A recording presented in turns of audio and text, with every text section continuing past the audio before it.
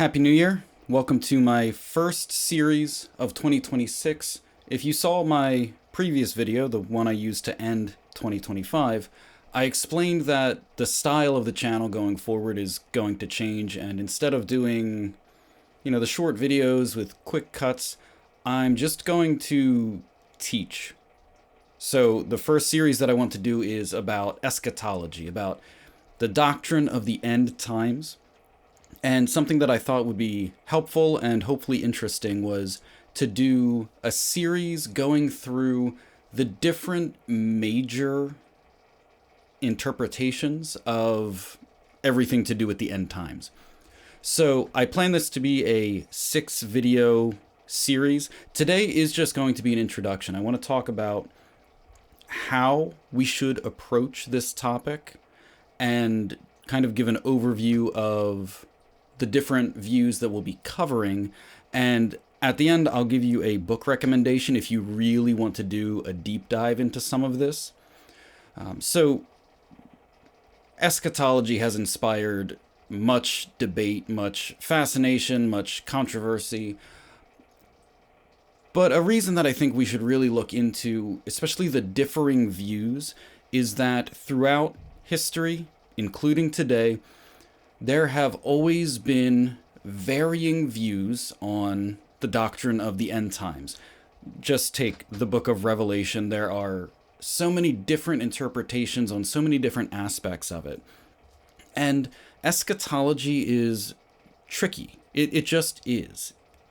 I really don't think I need to argue too hard that eschatology is hard to interpret at times. For starters, it's really symbol heavy.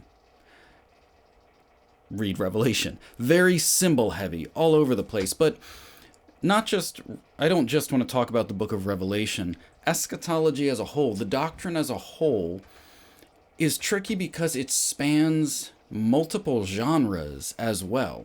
Because you have end times material in what we would call apocalyptic literature, like Revelation, like Daniel, something like that. But then you also get end of the world stuff, if you will, in most of the prophets. So a little, I don't want to call it straightforward prophecy, but prophecy without all the big, massive visions. And then you get eschatology in narrative. You get Jesus just doing like a straight prose teaching on the Olivet Discourse, depending on how you take the Olivet Discourse. And then you get things in the epistles. You get things in the Psalms. So it really just spreads out across the entire Bible, a lot of different genres. And it involves, no matter what you believe, it involves large scales of time. It involves the nature of the covenants. It involves the nature of Israel and the church. It involves judgment and hope. And there's just a lot to it. And your interpretation, or your conclusions on how to deal with this, your conclusions will rely heavily on how you read the apocalyptic language. Are you more literal or more symbolic? And more literal or symbolic on which aspects of it? Because we all do a little bit of both. It's going to depend on how you understand the relationship between God and God's people, between the covenants with Israel and the church, and a whole broad range of things there. And it's also going to rely heavily on how you interpret the millennium, the 1,000-year reign of Christ in Revelation 20. So I just want to say all that to set up why all these multiple views exist. And going forward, I want to explain how I'm going to study this a little bit. Keeping all of these things in mind, I think it's important to look at a few verses from Revelation chapter 10. I actually didn't come up with this for the study today. Last week I was doing my devotions in Revelation, which is a weird book to read at like 5:30 in the morning. But I thought this really struck me. So I'll have this up on the screen so you can follow along. Revelation 10:1. John says, "And I saw another mighty angel come down from heaven, clothed with a cloud, And a rainbow was upon his head, and his face was, as it were, the sun, and his feet as pillars of fire. And he had in his head, he had in his hand a little book open, and he set his right foot upon the sea, and his left foot on the earth, and cried with a loud voice as when a lion roars. And when he cried, 7 thunders uttered their voices. And when the 7 thunders had uttered their voices, I was about to write, and I heard a voice from heaven saying unto me, Seal up those things which the 7 thunders uttered, and write them not. This may seem like an odd little passage that, even if you've read Revelation, you may not have always delved into this. And as I was thinking about that, as I was looking at the various interpretations of it, I don't want to assume too much and try to interpret too heavily, because this is just an introductory video to the whole topic, but I think it points to a really useful concept when we are considering a doctrine like eschatology. So Revelation is, of course, one of the major end times books.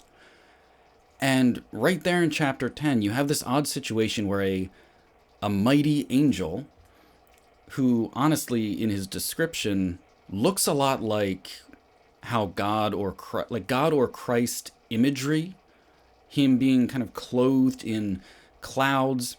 As he speaks, he sounds like a lion. It kind of gives you Lion of the tribe of Judah vibes. And when he speaks, 7 thunders occur. 7 typically being a number for completion. And thunder is often associated with the presence of God and the voice of God, especially in the Old Testament. So I don't want to pretend to know exactly how to explain all that, exactly what's happening there. But something happens, something very closely linked to the message of the angel, who God is, whatever the 7 thunders, like the voice of God, however we think about that. I know I'm being vague intentionally. But something is revealed to John, and the angel says, no, don't write that down. That's not for other people to know. So in a book that's supposed to be the revelation, there's an intentional one aspect of it that's just hidden. It's not for us to know, apparently. And John, the Holy Spirit through John, wanted us to know that even in the revelation, there were things that were not going to be revealed. And I say that because I believe, especially with this topic, there is a huge need for humility. And I'm not agnostic on this topic.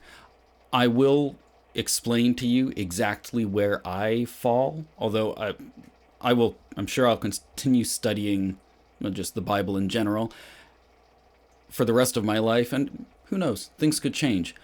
But I'm not going to pretend I don't have a view. But because out of an abundance of caution, I will explain my view at some point in the series. It will actually just end up being the last video. And I want to, as we go through each different brand of eschatology, I want to make sure I give all of it a fair shake. So as we are going through this series, I am going to do my best to define each type of eschatology in its own terms. I'm not going to try to straw man anything. I'll identify the key texts that they draw on to come to their conclusions. I'll try my best to explain its interpretive instincts. So as Christians, we're all using the same Bible, but you have different, maybe one view weighs this verse or this concept more heavily, and so it leads them in a different direction. I'll note the strengths of each view, and I will offer some respectful critiques. And I also want to explain why someone might find that view compelling. So I'll be upfront, like I'm not trying to pretend I don't have a view. I don't know exactly what to call my view. I consider it something like a modest dispensationalism. something like that. Hopefully that doesn't cause you to click away if you fall somewhere in another camp. Hopefully, when we get to the video on dispensationalism, that will probably be the last one in the series. That should be video 6. Hopefully I can give some reasons why it's not as far-fetched as people try to make it out to be. And also, because that's the one I know best, I will be able to give probably more critiques on some of the issues within my own camp, if you will.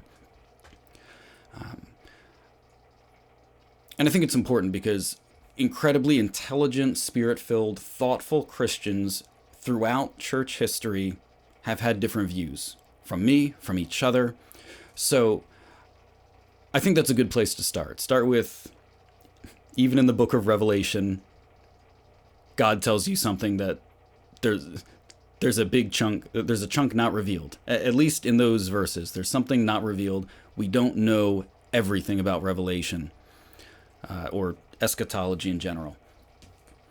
So very briefly, since this is just an intro video, I don't want to go too long, but I just want to give you a very brief overview of the different types of eschatology that we'll be covering. So the next video after this will be on historic premillennialism.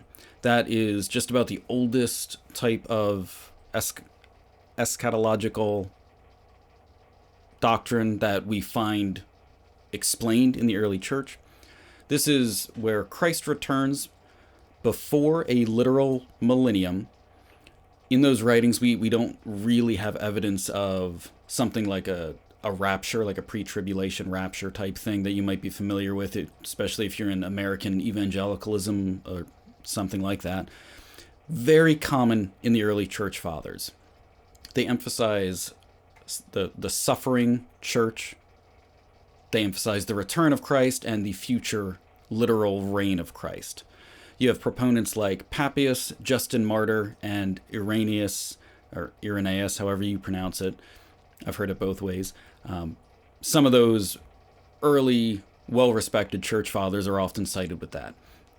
Then we're going to cover amillennialism, and broad strokes, amillennialism is that the millennium, the 1,000-year reign of Christ in Revelation 20 is symbolic.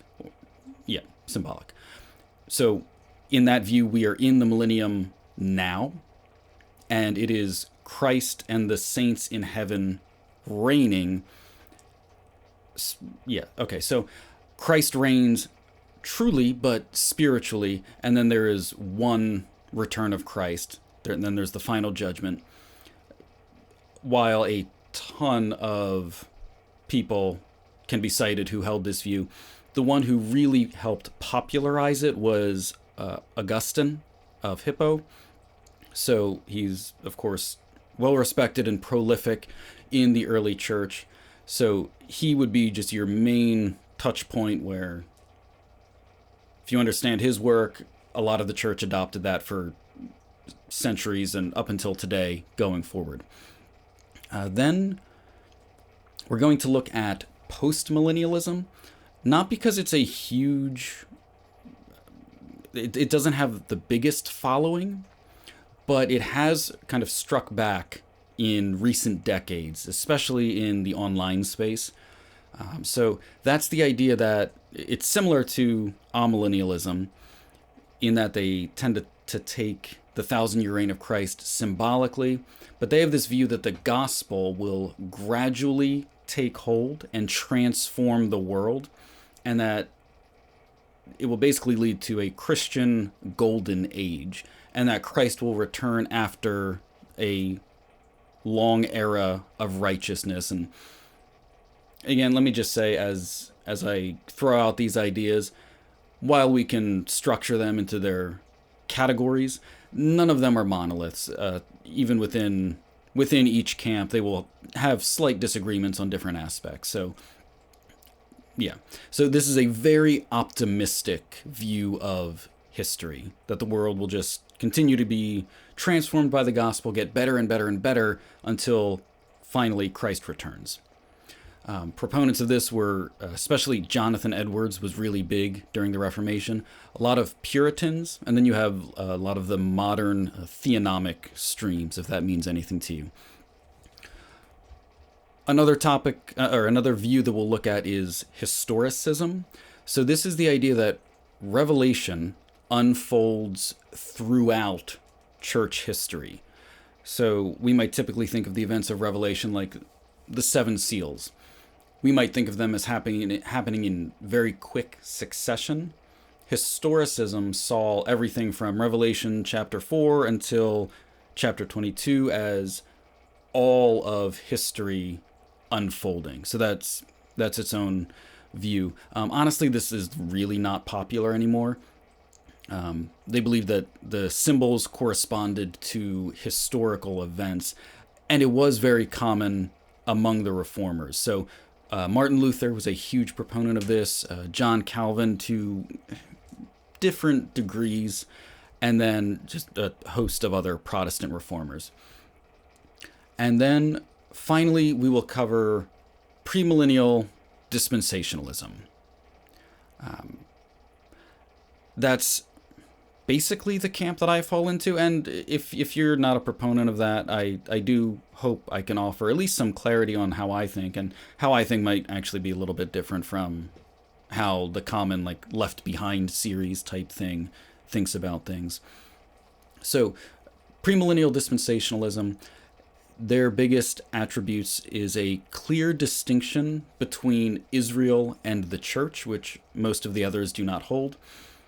You have either a pre-tribulation or mid-tribulation rapture of the church, and then just a literal future fulfillment of the promises to Israel. Like having those things tied together are very important. So they would believe, like the historic premill, that the 1,000-year reign of Christ is a real, literal time where Christ will sit on the throne of David for 1,000 years. So right now, I'm just mapping the terrain of where the series is going. If you stuck around this long, if you're really interested in these different views on eschatology, I want to recommend a book to you, the one that was in the thumbnail. It is Revelation 4 Views by Steve Gregg. So this is just a really well done, in-depth commentary on the book of Revelation. It opens up with about a 75-page introduction talking about 4 main views. He hits them a little bit differently than I'm going to.